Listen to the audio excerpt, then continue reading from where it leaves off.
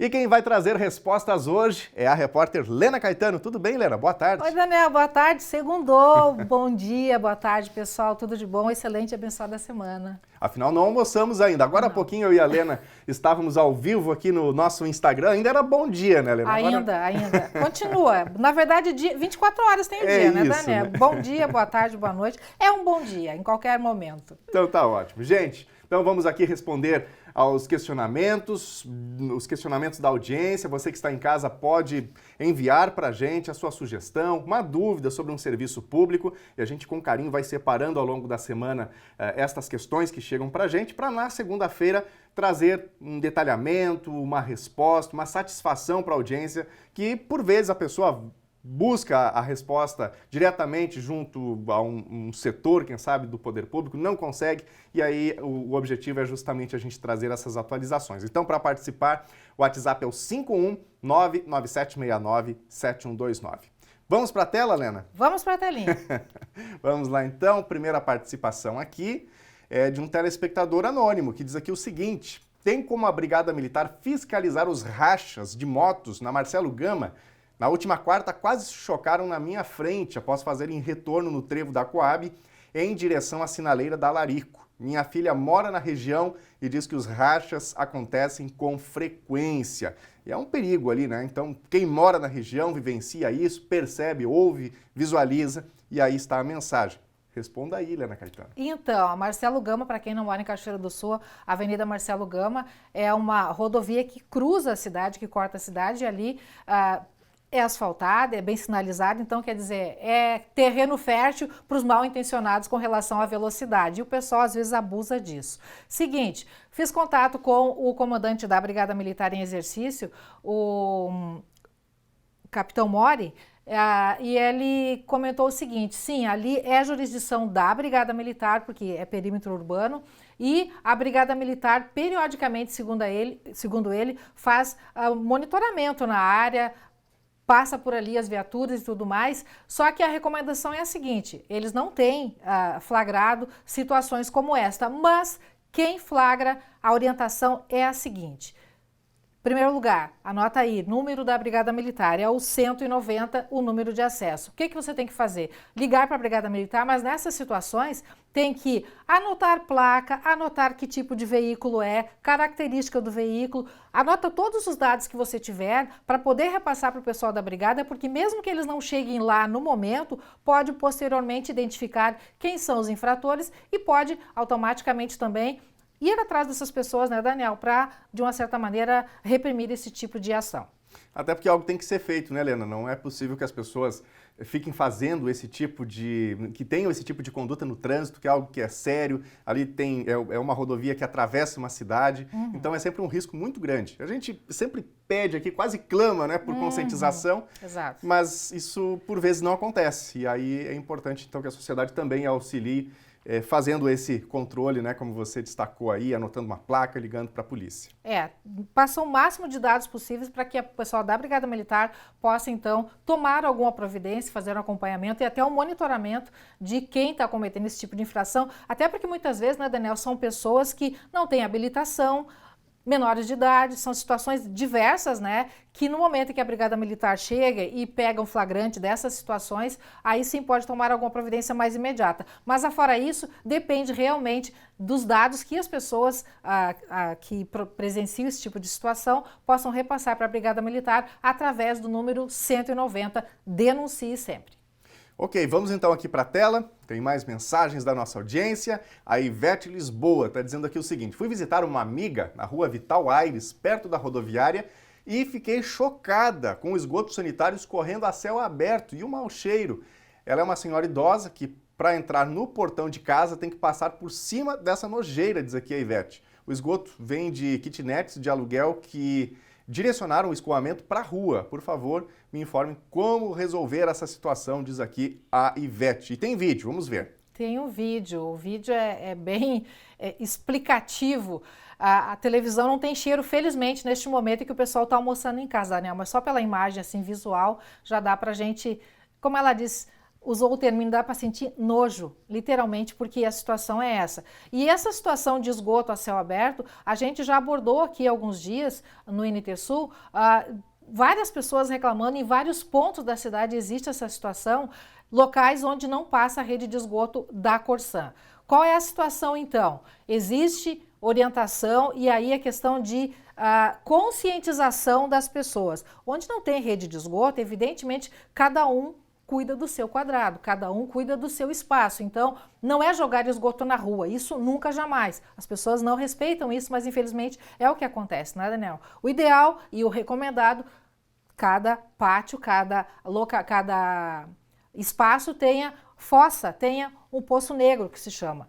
E quando encher, tem que fazer o escoamento, o esvaziamento desse poço negro para dar uma manutenção, para não acontecer de transbordar e causar danos maiores ou então de escorrer para a rua e até mau cheiro e tudo mais. O que acontece? Existem empresas particulares que fazem esse tipo de serviço.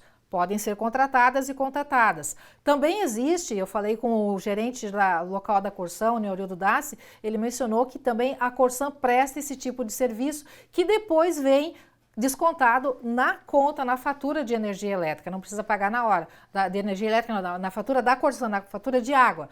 Então, o que acontece? Lá no site da Corsan, você pode acessar, tem todos os dados lá, todas as informações sobre esse tipo de serviço prestado pela Corsan.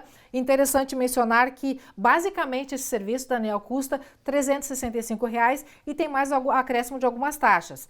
Mas esse serviço também pode ser prestado para aquelas pessoas que têm tarifa social, pessoas que se enquadram em situação de vulnerabilidade social e que podem aproveitar esse serviço e aí não tem custo qualquer, é só ir até o escritório da Corsan ou então acessar pelo site ali para fazer agendamento e ter todas as informações que esse serviço é prestado. E a questão do esgoto, né, Daniel, é óbvio que é uma coisa assim que visualmente e olfativamente é uma coisa terrível, né? Não tem como, né? E as pessoas têm que ter mais consciência, né?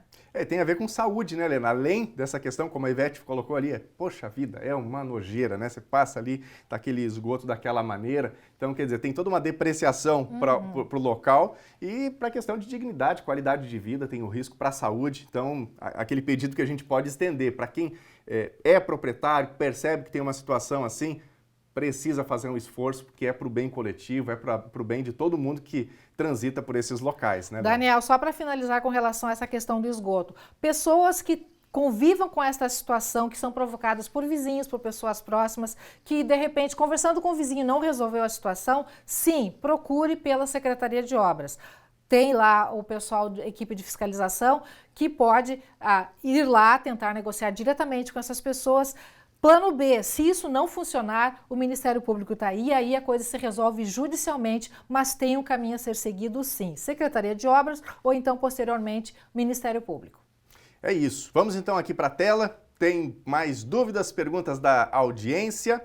Olha aqui, ó, tanto se falou na recuperação da estação férrea da Ferreira e não se falou mais no assunto. Desistiram do projeto? Então, nos atualize aí, Helena. Conte tudo sobre essa questão da estação. Tem foto, olha aí, ó. Aham. Daniel, essa estação, esse prédio aí, muita gente não sabe, mas só para contextualizar um pouquinho historicamente, é um prédio com 138 anos de existência, né? A estação férrea passou, era um ponto de parada de trem, e em 1973 foi desativado esse ponto. O que acontece com este local? Existe, sim, um grupo de voluntários que se formou há alguns anos para tentar recuperar esse prédio e dar alguma utilidade para ele, para preservar a questão histórica, a contextualização histórica de tudo isso. Então, todo esse movimento aconteceu sobre liderança do saudoso arquiteto Osni Schroeder, né, falecido em 2020, só que ele elaborou, inclusive, um projeto, teve toda uma mobilização para que isso tudo, esse prédio fosse restaurado. E o que aconteceu? Depois da morte do Osni, ficou o projeto, o filho dele, né, o Pedro, que é advogado, assumiu a missão do pai como uma maneira de homenageá-lo, né, seguiu à frente esse projeto. O que aconteceu então? Foi feito, através desse grupo, um trabalho lá, digamos assim, já que não tinha como restaurar imediatamente, porque tudo é muito caro, depende de investimento e de dinheiro, o grupo conseguiu, com o auxílio do quartel, Defesa Civil, enfim, e da prefeitura mesmo na época, retirar de lá todo o madeiramento original do prédio, né? Tudo foi fotografado, foi protocolado e foi colocado no local seguro, né, para preservar pelo menos isso, para quando houvesse a reforma, resgatar esse material e tornar o prédio mais originalmente possível. Só que parou aí, não evoluiu mais do que isso. Por quê? Depois começou a questão de dificuldades financeiras, pandemia e tudo mais, meio que parou. Falei com o Pedro e o Pedro me disse o seguinte: Lena, parou realmente porque a gente só fez reuniões tentando viabilizar e achar alternativas para evoluir com o projeto e por enquanto não rendeu o estudo. O que acontece? O pessoal, a partir de agora, com a questão de passar o inverno, chuvas, período de chuvas e tudo mais, existe a intenção, sim, de retomar e a partir de então esse projeto avançar um pouco mais para que se torne concreto esse desejo, esse sonho, né, desse grupo de voluntários e também da comunidade de que aquele prédio lá possa ser recuperado e ter alguma utilidade. Aquele prédio que foi estação férrea, que depois funcionou como posto de saúde alternativamente e depois ficou jogado às traças, infelizmente. Lena, inclusive eu recordo que provavelmente uma das nossas últimas reportagens sobre essa temática tenha sido sobre aqueles estudantes, né, do curso de arquitetura, de urbanismo da UFSM, aqui de Cachoeira do Sul, e eles elaboraram uma proposta para a utilização justamente da estação férrea da Ferreira. Como é que ficou esse projeto, todos aqueles materiais que foram elaborados pelos estudantes?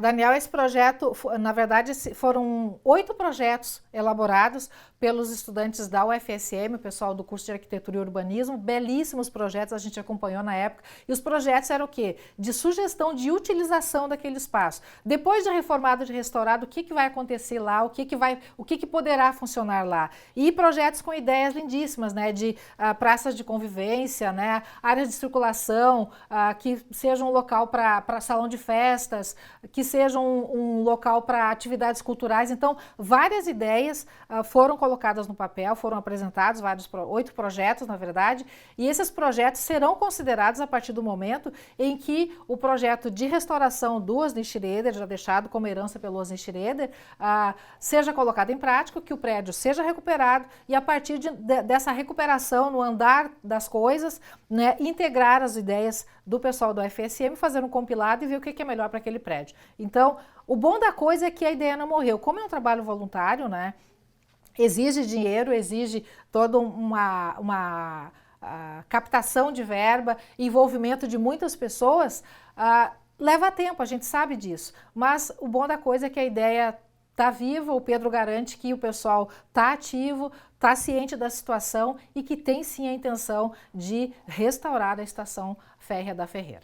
E a gente fica na torcida, né, Helena, que realmente esse processo possa andar, que o projeto realmente tenha andamento, porque, como a Helena estava falando aqui, 130 anos é muito tempo, né, para perder um prédio que tem ali uma memória afetiva, certamente, para muitas pessoas, para muitos cachoeirenses, e a gente torce para ver realmente esse prédio reconstruído ali com uma atividade realmente cultural que as pessoas possam usufruir desse espaço. É um espaço alternativo bonito, né, Daniel? É um prédio bonito, quem passa por lá percebe os traços originais. Tem muita história rolando por ali, né? Quem conhece um pouquinho e também através da restauração do prédio pode recuperar um tanto dessa história, né? Que para os moradores da região, pessoas que estão circulando por lá, vivenciar esse período da estação férrea, tem muita história para contar. Então, quer dizer, tem muita memória para resgatar e é um investimento, um projeto que vale a pena ser estimulado, né? E a gente tem muita expectativa com relação a ele. Com certeza. Olha, eu quero aproveitar aqui a presença da Helena para convidar você que está em casa a também mandar a sua mensagem, a fazer o seu questionamento. Se ao longo da semana a gente não responder, toda segunda-feira, um repórter ou uma repórter comigo aqui no estúdio, no quadro Responde Aí, trazendo atualização para quem está em casa sobre as diferentes demandas da nossa comunidade. Algumas dessas demandas já vão virando reportagem ao longo da semana, né, Helena? Também, né, Daniel? A gente faz, à medida do possível, né, ou responde aqui, ou responde aí, responde aqui, ou então produz uma reportagem, um negócio. O importante é responder você que nos acompanha, que manda sua mensagem, seu questionamento, você que participa com a gente. Isso aí. Participe aonde? Aonde que você pode participar? No nosso WhatsApp, 51997697129. Lena, obrigado pelos esclarecimentos, pelas respostas. Boa semana para ti e para todos nós. Para todos nós, foi um prazer mais uma vez. Você de casa, muito obrigada pela companhia. A gente se vê até a próxima.